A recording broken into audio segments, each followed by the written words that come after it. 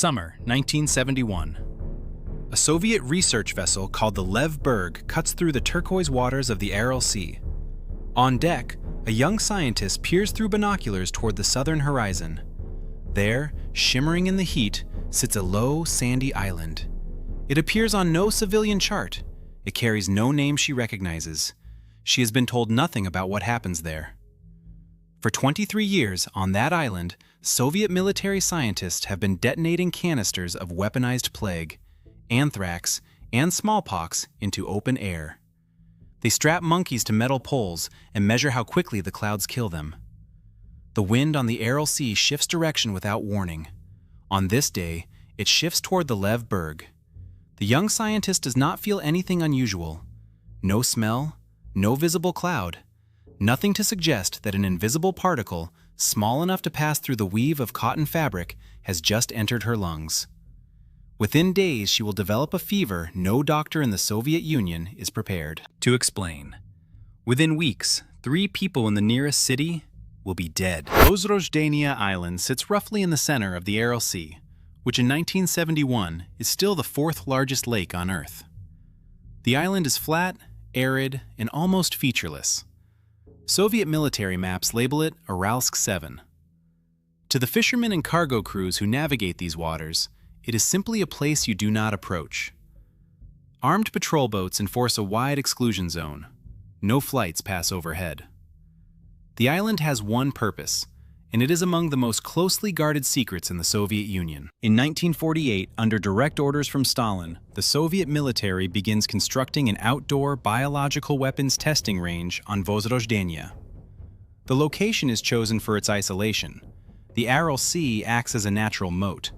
The prevailing winds blow away from the mainland. Engineers build concrete bunkers, decontamination chambers, and rows of open-air testing platforms. Animal pens hold monkeys, horses, and donkeys shipped in by barge. The facility's purpose is straightforward: to determine how effectively weaponized pathogens can kill living creatures when released into open air. The early tests are crude. Soviet scientists release bacterial clouds from ground-level generators and wait. Many of the first batches fail. The pathogens die in sunlight or lose potency in the dry desert air. So the researchers adapt. They learn to shield the organisms inside microscopic particles of just the right size. They learn which weather conditions carry the clouds farthest. Each failed test teaches them something new about killing at a distance. By the mid-1950s, the kill rates in the animal pens climb steadily. The monkeys die faster. The effective range grows longer. What began as an experiment becomes an engineering discipline, refined by men who record each death as data. The tests follow a grim routine. Technicians load metal canisters with slurry containing weaponized bacteria or viruses. The canisters are mounted on poles or suspended from cables at precise heights. At the designated moment, small explosive charges detonate, spraying the pathogen into a fine aerosol cloud. Downwind, at measured intervals, monitoring stations sample the air.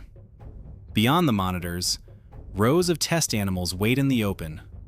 Scientists record how quickly each animal sickens. They record how quickly each one dies.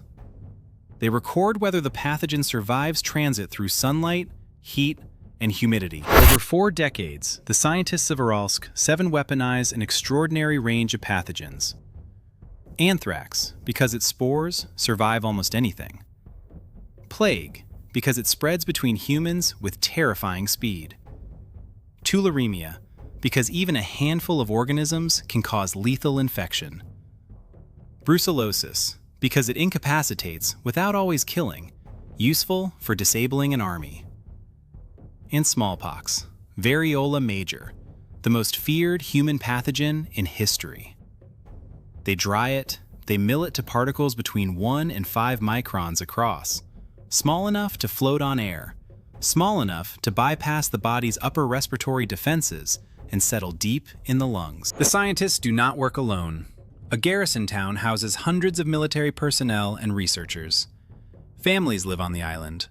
Children attend school within sight of the testing range. According to accounts from former workers, Most families are told their parents work in agricultural research. The irony is bitter.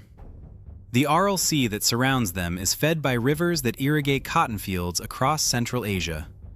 The same Soviet planners who built this biological weapons laboratory are already diverting those rivers for agriculture, a decision that will have consequences no one yet imagines. Back aboard the Lev Berg, days pass before the young scientist notices anything wrong. A low fever. Fatigue she attributes to the heat. Then the rash appears. Small red marks spreading from her face to her arms. Soviet doctors in the port city of Aralsk examine her and reach an impossible diagnosis: smallpox. It should not exist here. The Soviet Union declared smallpox eradicated within its borders years earlier. No natural reservoir of the virus exists anywhere near the Aral Sea. The doctors are baffled. The military is not. The young scientist survives. But before her diagnosis, she has contact with others. Her younger brother falls ill. Then neighbors. Then a teacher. Reports differ on the exact number of infections, but according to Soviet Deputy Health Minister Pyotr Burgasov, who confirmed the incident decades later, at least 3 people die. Soviet authorities respond with overwhelming force.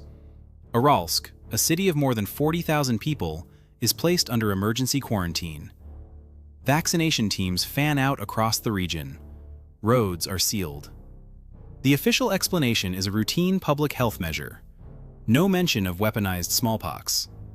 No mention of Vozrozhdeniya Island. The vaccination campaign that follows is one of the largest emergency medical operations in Soviet history that no one is told about. Authorities mobilize hundreds of medical workers across the Aralsk region. Every person who had contact with the infected is tracked down and inoculated. Fishing crews are pulled off the water. Train passengers are screened at checkpoints. The operation succeeds in containing the outbreak, but the cost is measured in more than lives lost. Entire families are separated during quarantine. Livelihoods are disrupted for weeks, and every medical worker involved is sworn to silence under threat of criminal prosecution. The distance between Vozrozhdeniya Island and the Lev Berg's path that day was roughly 15 kilometers. Estimates vary between sources, with some placing the ship as close as 9 kilometers. But the central fact remains: weaponized smallpox, released during open-air testing, traveled across open water on wind currents, and infected a person who never set foot on the island. The natural barrier that justified building the laboratory there, the Aral Sea itself, had failed. The Soviets knew this. They documented it internally. They changed nothing. Testing on Vozrozhdeniya continued for another 20 years. How do you hide an outbreak of a disease that should not exist? The Soviet system is built for exactly this kind of suppression. Medical records are classified. Doctors who treated the victims are transferred. The Aralsk quarantine is attributed to a generic health precaution. No scientific paper is published. No international health organization is notified. The incident vanishes from the records so completely that Western intelligence does not learn about it for decades. The secret holds because everyone involved understands the alternative. Acknowledge the incident, and the entire bioweapons program is exposed. In 1972, 1 year after the Aralsk smallpox deaths, the Soviet Union signs the Biological Weapons Convention. The treaty requires signatories to destroy all offensive biological weapons and never develop new ones. The Soviet leadership signs it, knowing that Vozrozhdeniya Island is still active, knowing that their scientists are still detonating pathogen canisters in open desert. The treaty contains no verification mechanism, no inspections, no enforcement. Soviet planners recognize this immediately. The signature is not a promise.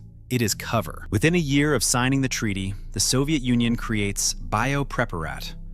On paper, it is a civilian pharmaceutical research network. In reality, it is the largest offensive biological weapons program in history. More than 40 facilities spread across the Soviet Union.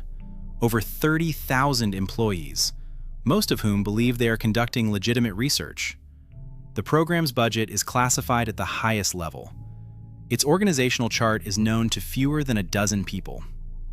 Biopreparat's mission is to develop weapons that the Soviet Union has just publicly sworn it would never build. Biopreparat does not merely research biological weapons, it mass produces them. Facilities in Sverdlovsk, Stepnogorsk, and Zagorsk maintain industrial fermentation tanks capable of producing tons of weaponized anthrax in a matter of weeks. The Stepnogorsk facility alone, according to later accounts from defectors, has the capacity to produce roughly 300 tons of anthrax slurry in a single production cycle. That is enough, if optimally dispersed, to threaten the population of a major city several times over. The production capacity of Biopreparat, by most estimates, exceeds anything Western intelligence has imagined. Among Biopreparat's rising scientists is a microbiologist named Kanachin Alibekov. Brilliant, ambitious, and deeply loyal to the Soviet system. By his 30s, he will become first deputy director of the entire program, overseeing weapons development across multiple facilities. He tours Vozrozhdeniya Island. He inspects the testing grounds. He reviews data on pathogen lethality that no Western scientist has ever seen. He believes he is defending his country. It will take years and the collapse of everything he knows before he changes his mind. Biopreparat's most ambitious effort is Project Factor. The goal is genetic engineering at its most dangerous, inserting virulence genes from one deadly pathogen into another. Plague bacteria modified to produce diphtheria toxin. Anthrax engineered to resist every known antibiotic. The scientists are creating organisms that have never existed in nature. Organisms designed to defeat any medical countermeasure. According to Alibek's later testimony, the program achieves results that Western experts initially refused to believe. Chimera agents, hybrid weapons, pathogens built in a laboratory to be untreatable. The crown jewel of the program is weaponized smallpox. Soviet scientists dry variola major, mill it to optimal particle size, and develop methods to load it into warheads compatible with intercontinental ballistic missiles. The concept is staggering. A nuclear-armed nation developing a parallel biological strike capability using a disease the entire world is trying to eradicate. According to reports, the program develops enough capacity to target multiple American cities simultaneously. The World Health Organization, at this same moment, is celebrating smallpox eradication as humanity's greatest medical triumph. The Soviet Union is mass-producing it as a weapon. In 1988, something happens near the testing ranges that has never been fully explained. Thousands of saiga antelope, a species native to the Central Asian steppe, are found dead in mass die-offs across a wide area. Official Soviet explanations attribute the deaths to a naturally occurring Pasteurella bacterial infection. But the timing is troubling. The die-offs occur near Biopreparat testing areas. The scale is enormous, with some estimates reaching 50,000 animals. No independent investigation is permitted. The antelope die in silence, and the silence is enforced. In 1991, the Soviet Union collapses. Biopreparat's network of 40 facilities falls into chaos. Funding evaporates. Scientists scatter. Some leave for other countries, taking their expertise with them. Western intelligence scrambles to assess what the program actually produced and where those materials are now stored. On Vozrozhdeniya Island, the garrison town empties. Families pack what they can carry and leave by boat. The laboratories are abandoned. Equipment is left where it stands. But one problem remains, and it is urgent. The island still holds stockpiles of weaponized agents, including large quantities of anthrax. The collapse creates a second crisis that haunts Western intelligence agencies for years. Thousands of scientists with expertise in weaponizing the deadliest organisms on Earth are suddenly unemployed. Their salaries vanish overnight. Some are approached by foreign governments, offering research positions and comfortable salaries. American officials fear that bioweapons knowledge will spread to nations or groups with far less restraint than even the Soviet military showed. The Nunn-Lugar Cooperative Threat Reduction Program is expanded partly to address this. Pay the scientists enough to stay, before someone else pays them to leave. In the final years before and during the collapse, Soviet military teams conduct a hasty decontamination. Their method is crude. They mix hundreds of tons of weaponized anthrax slurry with industrial bleach and pour the mixture into shallow, unlined pits dug directly into the island's sandy soil. The bleach is intended to kill the spores, but anthrax, Bacillus anthracis, produces spores specifically evolved to survive extreme conditions: heat, cold, desiccation, chemical exposure.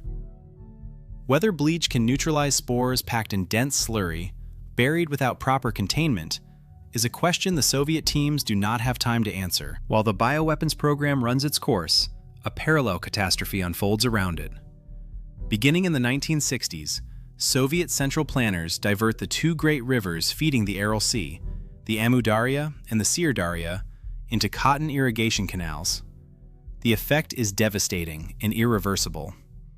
The Aral Sea, once 68,000 square kilometers of open water, begins to shrink. By 1990, it has lost more than half its volume. That is the equivalent of draining Lake Erie and Lake Ontario combined.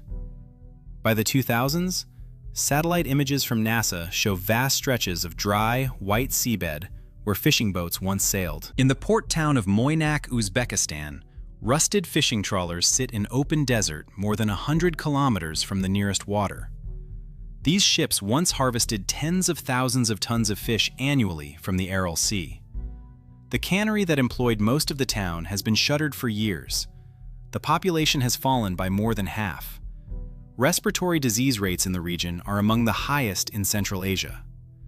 The people of Moynak did not choose the cotton irrigation projects. They did not know about the bioweapons island. They inherited the consequences of both. As the sea recedes, Vozrozhdeniya Island grows. What was once a small landmass surrounded by deep water becomes a peninsula, then a broad spit, then simply part of the mainland. By the early 2000s, you can walk from the coast of Uzbekistan to the former testing grounds without getting your feet wet. The natural barrier that justified 40 years of open-air bioweapons testing, the barrier that was supposed to keep the pathogens contained, no longer exists. Rodents, foxes, and livestock now roam freely across ground where anthrax was tested and buried. Exposed seabed becomes a new kind of threat. Salt, pesticide residues from agricultural runoff, and fine particulate matter are lifted by Central Asian winds and carried across hundreds of kilometers. Communities in the Karakalpakstan region of Uzbekistan, downwind of the former sea, report elevated rates of respiratory illness, anemia, and certain cancers. The population that once depended on the Aral Sea for fishing and drinking water now breathes its remains. And somewhere in that dust, on the former island, the burial pits sit exposed to wind and weather, their contents unknown to the people living closest to them. In 1992, Kanajan Alibekov arrives in the United States. He takes a new name, Ken Alibek, and he begins to talk. He describes Biopreparat in detail that stuns American intelligence officials. The 40 facilities, the 30,000 employees, the chimera agents, the smallpox warheads. He describes Vozrozhdeniya Island and the open-air tests he personally inspected. He tells them about the anthrax buried in unlined pits. American officials realize they are facing a threat they had barely imagined. The burial sites are deteriorating. The sea is disappearing. And no one is guarding the island anymore. In 2001 and 2002, under the Cooperative Threat Reduction Program, American and Uzbek teams traveled to Vozrozhdeniya. Their mission? Locate the anthrax burial pits and neutralize them. What they find confirms the worst fears. The bleach has not fully penetrated the dense slurry. Soil samples from multiple pits test positive for viable anthrax spores, alive, intact, and still capable of causing lethal infection. A decade of burial in sandy, unlined trenches has not killed them. The teams treat approximately 10 known pits using chemical neutralization methods. The decontamination teams face a problem that no amount of chemical treatment can solve. They do not have a complete inventory. Soviet records of what was buried, where, and in what quantity were either destroyed, classified, or never created. The 10 pits that are treated represent only the sites identifiable from satellite imagery and defector testimony. Former scientist Gennady Lepyashkin, who assisted the American teams, acknowledges that additional burial sites likely exist. Some may contain agents other than anthrax. For the communities downwind, the question of what lies beneath the sand is not academic. It is a matter of what their children breathe. Bacillus anthracis is among the most resilient organisms on Earth. Its spores form a protective shell that resists heat, ultraviolet radiation, chemical disinfectants, and desiccation. In favorable soil conditions, anthrax spores have been documented surviving for 50 years or more, with some microbiologists estimating viability extending well beyond a century. The spores do not weaken with age. They wait. When conditions change, when soil is disturbed by erosion, burrowing animals, or construction, the spores can return to the surface. On Vozrozhdeniya, conditions are changing. The ground is drying. The wind is constant. The animals are moving in. In the years since the sea retreated, animals have been found dead near the former shoreline of Vozrozhdeniya. Livestock and wildlife crossing the newly exposed land occasionally sicken and die in patterns that raise concern among local veterinarians and international monitoring teams. Whether these deaths are directly linked to the buried agents remains unconfirmed. The area is remote, poorly monitored, and politically sensitive. What is confirmed is this: the land that once held the Soviet Union's most dangerous biological weapons is now accessible to any creature that walks across it. The Biological Weapons Convention still has no verification mechanism, no mandatory inspections, no enforcement body. The Soviet Union proved that a nation can sign the treaty, smile for the cameras, and then build the largest biological weapons program in human history behind a network of civilian front organizations. The defectors who exposed the program did so at enormous personal risk. Without them, the burial pits might never have been found. The treaty that was supposed to prevent this relied entirely on trust. That trust was betrayed for 20 years before anyone outside the Soviet system knew. Vozrozhdeniya is quiet now. The laboratories are ruins. The garrison town is a ghost settlement, its windows shattered, its streets buried under drifting sand. The Aral Sea continues to retreat, exposing more of the seabed every year. The wind that once carried weaponized smallpox across open water now carries dust across open desert. Somewhere beneath the sand, in pits that may or may not have been treated, the spores endure. They have survived the Soviet Union. They have survived the sea. They are patient in a way that governments and treaties are not. The full inventory of what was buried on this island has never been made public. Some records suggest it never will be.